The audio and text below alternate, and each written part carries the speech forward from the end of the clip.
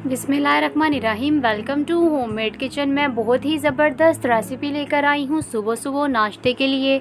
सिर्फ आपको 2 आलू और 1 अंडा चाहिए और ये तैयार हो जाएगी। तो यहाँ देखिए मैंने 2 आलू ले लिए हैं जिनका छिलका मैंने उतार लिया है। बड़े वाले ग्रेटर से हम इसको ग्रेट कर लेंगे। दोनों आलूओं को मैंने ग्रेट कर लिया है और यहाँ पर 1 अंडा ले लिया है। आधा अंडा हम अभी शामिल करेंगे, आधा बाद में। तो आधा अंडा आपने बचा लेना है।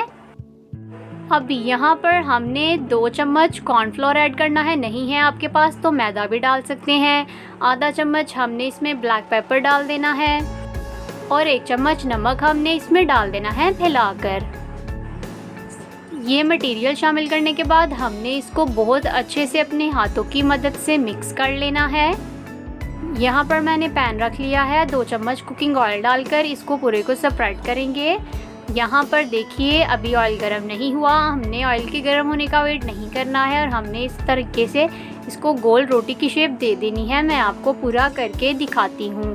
तो ये देखिए ये रही हमारी पूरी गोल रोटी की शेप। और जो बाकी का अंडा बचा था वो अब हम इसके ऊपर आराम से प्यार से डाल देंगे। ये देखिए इसकी एक साइड पक चुकी है, मैंने पलट दिया है। अब दिखाती हूँ फाइनल लुक।